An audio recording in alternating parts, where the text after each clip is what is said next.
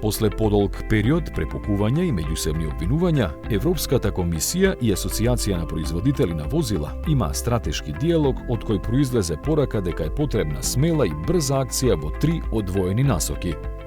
Конкретно истовремено мора да се исполнат 3 цели: декарбонизација, засилување на конкурентноста и на отпорноста на синџирот на снабдување, бидејќи само таков баланс може да овозможи европската автоиндустрија да ја одржи водечката улога во глобалната транзиција кон нулта емисии.